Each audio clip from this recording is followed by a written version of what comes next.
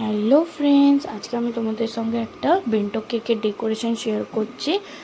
এইটা টিচার্স ডের জন্য একটা বুনু আমার কাছ থেকে অর্ডার করেছিল। এটা ভ্যানিলা কেক ছিল। তো চলো দেখে নাও আমি কীভাবে ডেকোরেট করেছি কেকটা। ফার্স্টে 3টে লেয়ারে কেটে কেকটা স্পঞ্জটা, আর এর মধ্যে আমি জল আর এসেন্স দিয়ে ভালো করে সোকিং করেছিলাম। আর ক্রিমের মধ্যে আমি ভ্যানিলা এসেন্স দিয়ে দিয়েছিলাম, যাতে যখন কেকটা খাবে তখন যাতে একদম ভ্যানিলা এসেন্সের একটা ফ্লেভার আসে, ভ্যানিলা যে একটা পিওর ভ্যানিলা ফ্লেভার।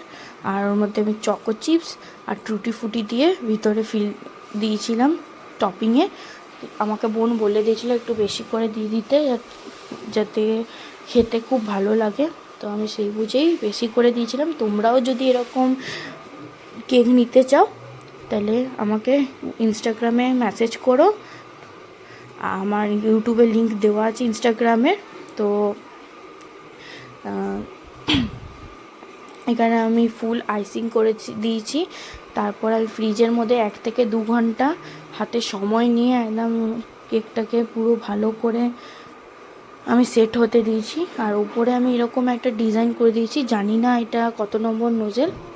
আর এর মধ্যে আমি চেরি দিয়ে সাজিয়েছি, আর নিচে 2টো গোলাপ ফুলও রেখেছিলাম। সাইডে আমি এমনি নর্মাল একটা বর্ডার করে দিয়েছি।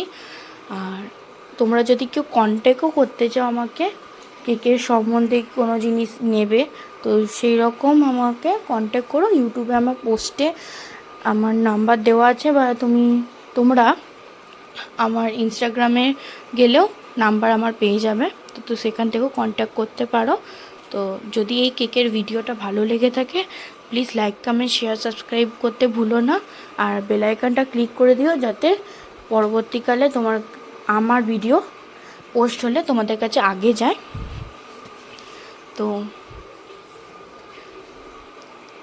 তো জানিও টিচার্স ডের এই কেকটা কেমন লেগেছে তোমাদের।